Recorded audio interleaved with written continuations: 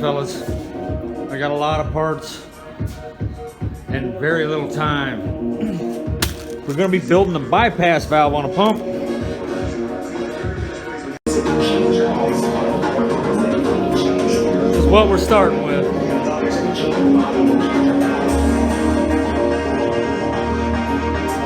I like it.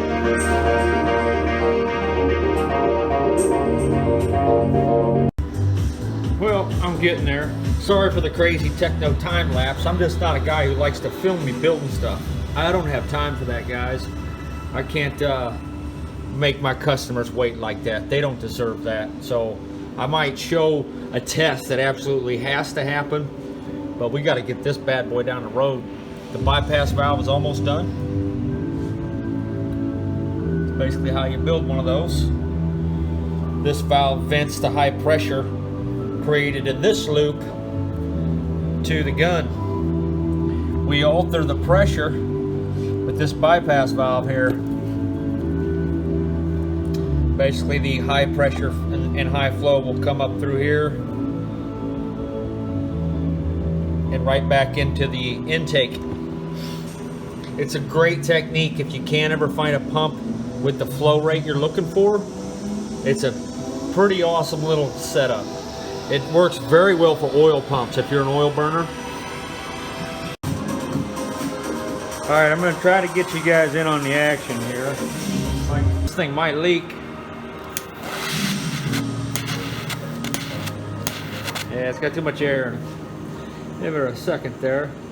Basically, I got everything tightened up on this, but compression joints really suck. I don't trust them with this kind of pressure. Anything over municipal water pressure, they're really not ideal at all. And this is high vibration. You're not supposed to use them in this scenario, but because I'm going to solder them, we'll be okay. So I'm going to start with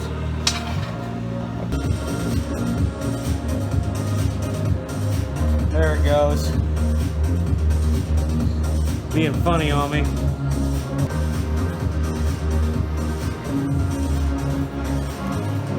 Oh, that's why.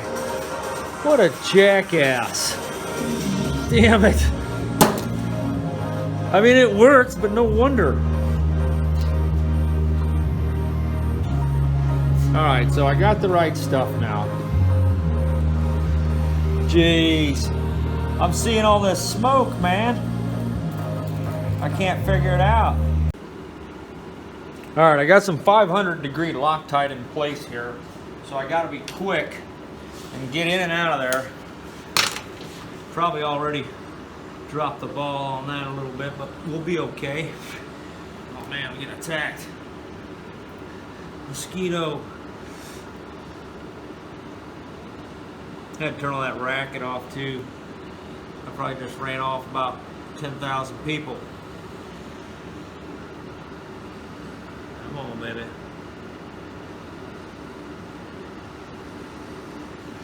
Try and get this bottom joint first, and then use the residual heat off the bottom joint to give me a fat castle on the top,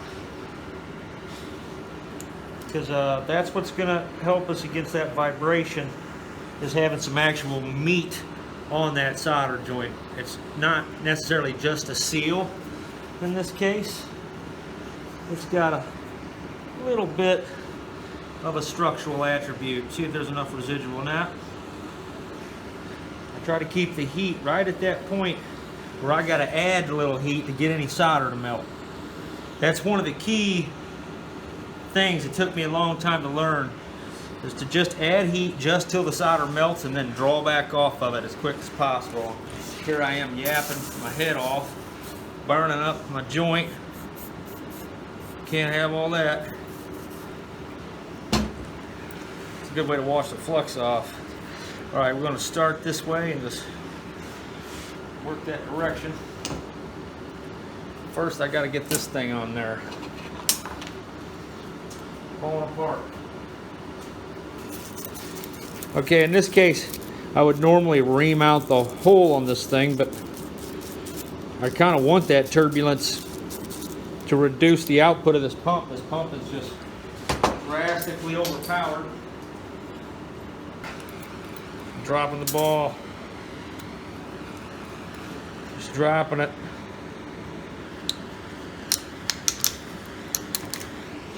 It's a new Harbor Freight torch hammer.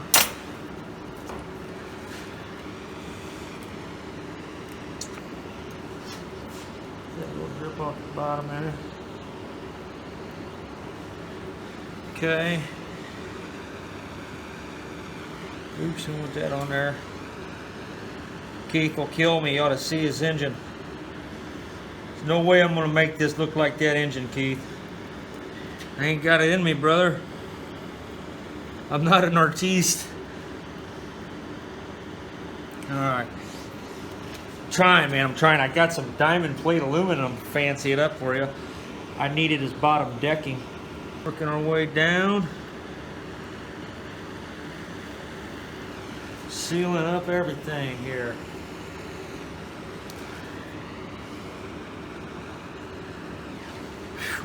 Ah, gases.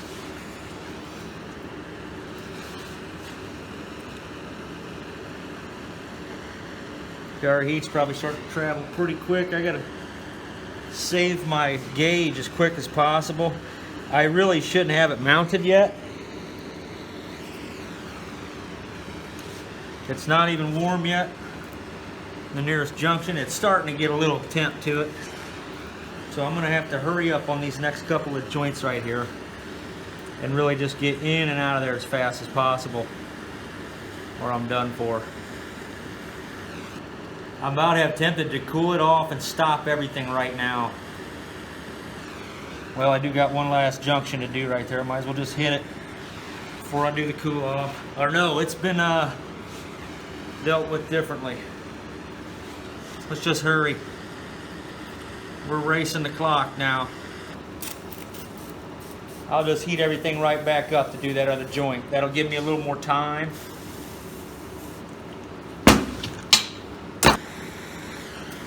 When things get ugly like that, I do a technique called abraidment.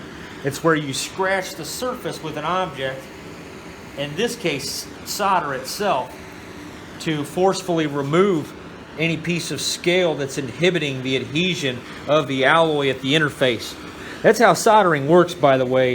It dissolves a microscopic layer at the interface between the two metals and creates an alloy that then solidifies into a solid bond. It's actually pretty amazing that happens. Similar to amalgams or amalgams. I don't know how to say the word, I've only read it. An amalgam will pretty much dissolve another metal, and at high temperature, solder acts like mercury. It can dissolve metals. Not a lot of it, but just that first interface layer. Alright, wow. It's like 6 o'clock in the morning. I gotta go to bed, man. So this is where we're sitting. The bypass valve's installed. I was just about to drill holes for the motor when I realized it's 6 o'clock in the morning. I'm going to sleep. Okay, so this is where we're at. Essentially, we have the discharge valve, which gives us our flow to the gun. That will mostly be turned on just a little bit. We have our bypass valve, which dumps excess flow from the discharge back to the intake of the pump so that we're not just wasting water. And we have an overpressure valve here shoring up everything so we don't blow up this pump. We're going to give this thing a try. We're going to try and set the pressure right at about 130 psi's, and then when the steam is activated, hopefully we'll be around 160 psi's. Actually, the guy purchasing this from me is using it initially for killing weeds, so I think I'm just going to get it set for that first and get his demonstration underway, and we'll go from there. Alright fellas, in this section I'm going to show how to dial in the bypass valve. Essentially, what we're going to want to do is get the flow rate near to what we want. That's probably about the area we're going to want to start off at. Now that we've got the flow rate started, we have the bypass valve open all the way here. So when we turn on the pump, we're not going to have any overpressure issues. It doesn't move at all. I'm going to close this somewhat.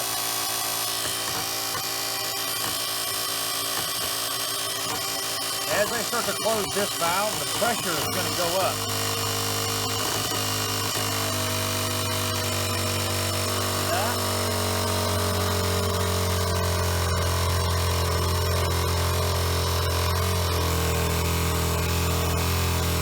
Try it right there. You got 140 psi. The flow looks a little much, so we'll have to, if we turn that down, watch what happens.